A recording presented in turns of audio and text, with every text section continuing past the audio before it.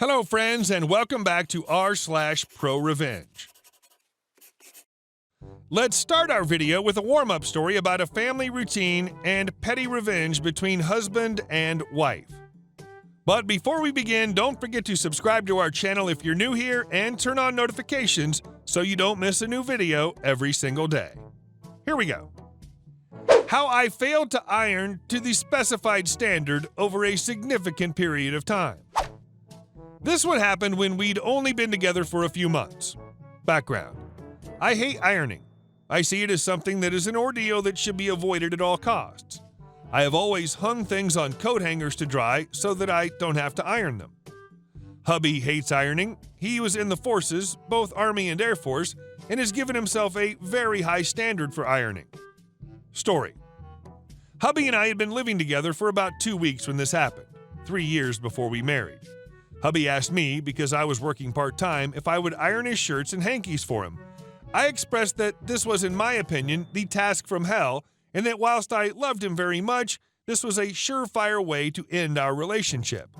Hubby begged me to do it as he was shift working and was very tired after his shifts and traveled to and from work, whilst I worked literally 5 minutes walk away and worked 3 days a week. He would do the washing on his off days if I would do the ironing. Would I just give it a 3-month trial? I was talking about this to my mom, who knew I hated ironing as much as I did. She said that after my father told her that she didn't iron properly when they were first married, at this time 45 years earlier, she had put tram lines up his shirt sleeves ever after. So I ironed hubby's shirts, trousers, and hankies relentlessly for 3 months, putting the most horrid extra folds in places you wouldn't think you could put folds into.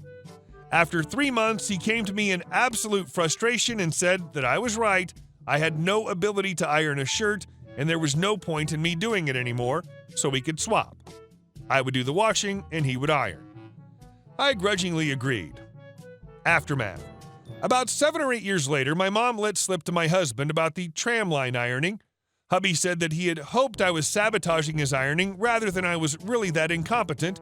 He also admitted to me and Mom that actually the real reason that he hated ironing was because he didn't iron to his own standards. Oh, and he irons all my t-shirts because he hates that I don't think it's necessary and they annoy him. I never ask him for that. He just does it. I happily repay by washing all the clothes and folding up the clean clothes and putting them away. He's very happy with this situation. Sounds like you have a really good partnership. And our next story. I can't afford that. In my area, people who would like to become active in local politics usually start by making their name visible in the community. One way to do that is to get tapped as a board member for a charity. The owner of the company where I worked had aspirations to become a political figure, and he still is today. He volunteered as chairman for a charity fundraiser. This was the type of fundraiser where you convinced people to donate a portion of their paycheck each month, which was taken out as a deduction at payroll time. If a chairman was successful at this fundraiser, he would very likely be nominated for the charity board. The charity suggested that a chairman should have at least 97% compliance at their own company as an example. So every employee was pressured hard to contribute. Bonnie was a longtime employee. She wasn't smart in many ways. She couldn't handle an Excel spreadsheet. She had trouble adding a column of numbers, but she was excellent at customer relations. She always remembered names, had a sweet and helpful disposition, and was a ninja at calendars and appointments. She was our front desk receptionist. The customers loved her and always remembered her name. Because of her deficiencies, she was never promoted off the front desk, and she never got a raise.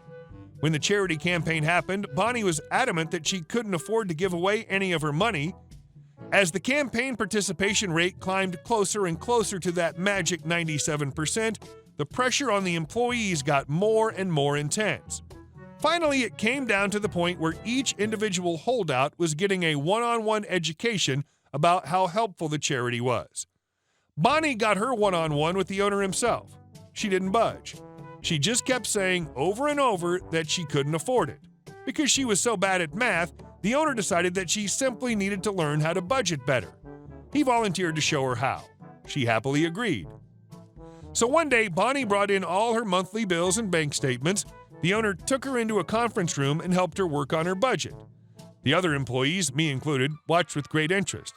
After about 3 to 4 hours, the owner came out of the conference room dazed and shell-shocked. Bonnie gathered all her papers and retreated to the break room for a coffee break. Of course, all the employees needed a coffee break too. Bonnie, being the happy and talkative person she was, had no problem talking about what happened. Turns out that Bonnie had a very well-constructed budget and managed her money wisely. She didn't have room for extras because she hadn't gotten a raise in so long.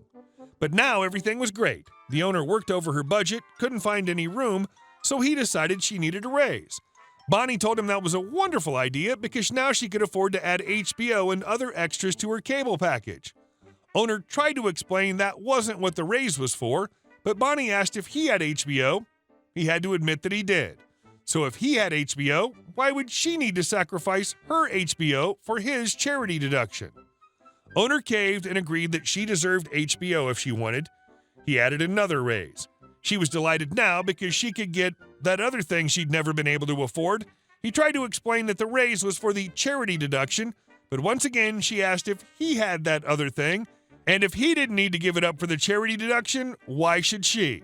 In the end, she got quite a large raise. Everything she'd always wanted, she could now afford, plus enough left over to contribute to the charity drive.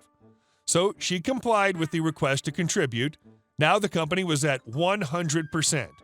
But Bonnie explained that was okay. The charity drive was only for a year. The raise was permanent. So that was almost like a guaranteed raise next year, wasn't it? Bonnie may not be able to negotiate with Excel, but she excels at negotiations. Boss should have promoted her to sales. And our last story. I gave my sister $5,000 to buy a car. Last year, I decided it was time to update my car to accommodate my large family. We don't live near public transport or walking distance to anywhere, so we need 3 cars. Seems excessive, but unfortunately, that's how things need to be. My sister was and is going through a rough time.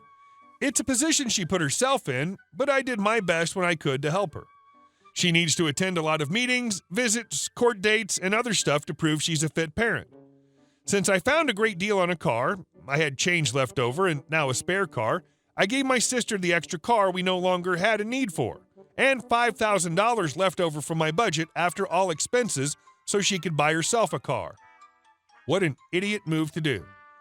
I explained to great lengths that the car, which is about 20 years old, is on its last legs. Despite regular servicing and routine maintenance, it was just not going as well as it used to. It still drove from A to B, it did the job, but I was constantly paying to get some old part replaced or repaired. It was explained very clearly that the car is not going to last her more than a few months. It's not a permanent solution. My sister has a history of buying cheap cars because it won't take much to get on the road, and then can't afford to get them on the road. With the car I gave her and the money she now had, she would be able to take the time to find a suitable car and not be under any pressure to take the first one that comes along.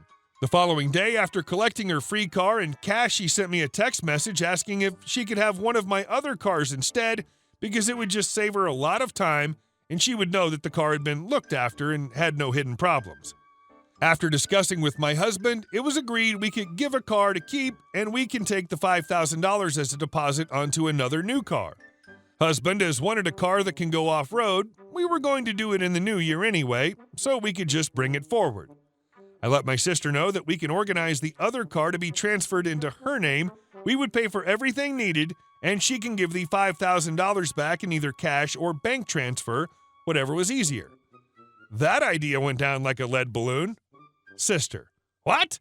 No, you gave me the money. Me: Yes, to buy a car. If you want this car, you need to pay for it. Giving you this car means we need to replace it. Sister: But you've got 3 cars, and a job, and money. This will make getting child's name back easier. Me: I understand you need a car. You know, we need 3 cars. But if I give you this car, we need to be able to replace it. Fine, I'll give you $3,500. No way! This car's worth $10,000 easily. You're getting it for free. No, you want me to give you $5,000. That isn't free. That's money I gave you to buy a car. If I'm giving you a car, you don't need the money for a car anymore. Yes, you gave me the money. It's mine, so I don't have to give it back. Let me have the better car. I need a reliable car. We went round in circles for ages. In the end, I said she can get lost. Keep the car you have and the money, but you're not having anything else from me. I stopped contact with her immediately after this.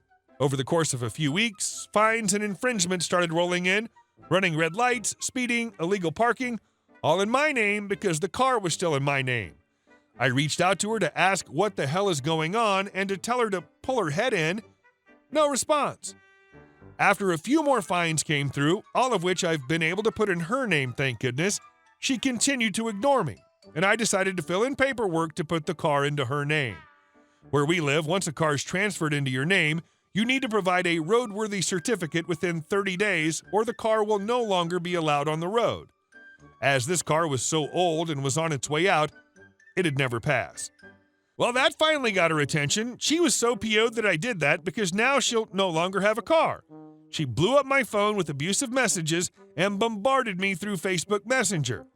I told her that she'll need to use the $5,000 to buy a car sooner and start being more responsible. This is when I found out she'd spent all the money on everything except a car. So now she has no car and no money. The last text message she sent me before I blocked her blamed me for forcing her to take the car and for not buying a car because she thought that my car would be sufficient enough.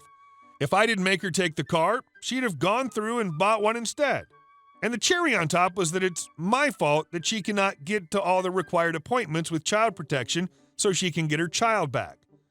According to my sister, I now need to explain to her child that it's all my fault she can't live with mommy anymore. I'm a selfish sister who never lifts a finger to help. Gives $5,000 to help get a car plus temporary vehicle to get around in the meantime? Doesn't do anything to help? What a horrible person. You should be ashamed. Hey guys, thank you all for watching the video. I'll see you in the next one.